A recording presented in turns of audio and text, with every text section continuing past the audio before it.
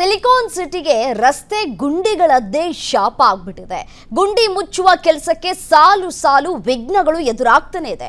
November ಒಳಗೆ ರಸ್ತೆ ಗುಂಡಿ ಮುಚ್ಚೋದಕ್ಕೆ ಡೆಡ್ಲೈನ್ ಅನ್ನ ಕೊಡಲಾಗಿದೆ.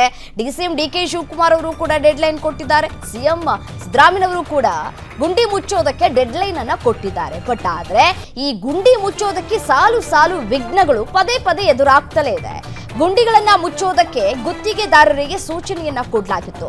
ಗಡುವು ಮೀರಿದ್ರೂ ಗುಂಡಿ ಮುಕ್ತ ರಸ್ತೆ ಆಗೋದು ಡೌಟ್ ಅಂತ ಹೇಳಲಾಗ್ತಾ ಇದೆ. ರಸ್ತೆ ಗುಂಡಿ ಮುಚ್ಚೋದಕ್ಕೆ ಈ ಮಳೆ ಒಂದ್ ಕಡೆ ಸಾಕಷ್ಟು ತೊಂದರೆಯನ್ನ ಕೊಡ್ತಾ ಇದೆ. ಮಳೆ ಹಿನ್ನೆಲೆ ಕಾಮಗಾರಿಗೆ ಪೆಟ್ಟು ಬೀಳ್ತಾ ಇದೆ. ರಸ್ತೆ ಮುಚ್ಚುವ ಪ್ರಕ್ರಿಯೆ ವಿಳಂಬವಾಗ್ತಾ ಇದೆ.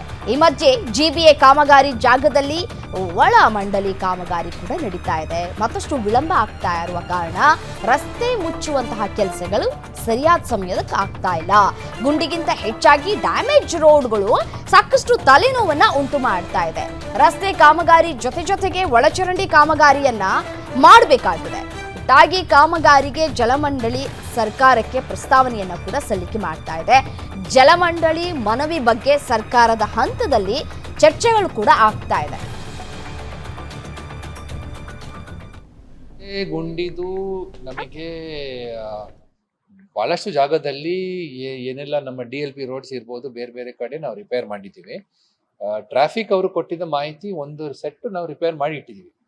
ಅದರ ಜೊತೆಗೆ ಈ ಮಳೆಗಾಲ ತಾವು ನೋಡಿರ್ಬೇಕು, ಸತತವಾಗಿ ಅಕ್ಟೋಬರ್ ತಿಂಗಳಿನಲ್ಲಿ ಸ್ವಲ್ಪ ಮಳೆ ಜಾಸ್ತಿನೇ ಆಗುತ್ತದೆ. ಕೆಲವು ಜಾಗದಲ್ಲಿ ಸ್ವಲ್ಪ ಪಾಟ್ ಹೋಲ್ಸ್ ಆಗಿದೆ ಅಥವಾ ವಾಟರ್ ರಿಟೆನ್ಷನ್ ಆಗಿದೆ. ಅದೇ ನಾವು ಹೇಳ್ತಾ ಇದ್ದೀವಿ, ಇದು long term, short term solution ಮಾತ್ರ ಈ pothole filling. Long term solution is to ensure that the concerned areas are properly treated.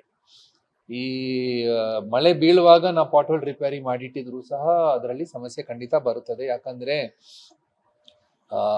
Fitting ಸರಿಯಾಗಿ ಆಗಲ್ಲ, ಮತ್ತೆ ಜನರು ಅಪಾದನೆ ಕೊಡ್ತಾರೆ, ಏನಂದ್ರೆ ಇದು ಕಳಪೆ ಕೆಲಸ ಮಾಡಿಟ್ಟಿದ್ರಿ ಎಕ್ಸೆಟ್ರಾ. ಅದಕ್ಕೆ ನಾವು ಇದರ ಬಗ್ಗೆ ದೀರ್ಘವಾಗಿ ಚರ್ಚೆ ಮಾಡಿಕೊಂಡು ಎಲ್ಲಿ ನಾವು ಒಂದು ಒಳ್ಳೆ ಸೊಲ್ಯೂಷನ್ ಕೊಡ್ಬೋದು ಅದರ ಬಗ್ಗೆ ಕ್ರಮ ತಗೊಳ್ತೀವಿ. ಸರ್ಕಾರಕ್ಕೆ ಸಹ ನಾವು ಒಂದು 2200 ಕೊಟ್ಟಿದ್ದು ಪ್ರಸ್ತಾವನೆ ಕಳಿಸಿದ್ದೀವಿ. ಒಂದು ನಮ್ಮ ಆರ್ಟಿರಿಯಲ್ ರೋಡ್ಸ್ ರಿಪೇರ್ ಮಾಡಲಿಕ್ಕೆ ಮತ್ತೆ ವಾರ್ಡ್ ರೋಡ್ಸ್ ರಿಪೇರ್ ಮಾಡಲಿಕ್ಕೆ.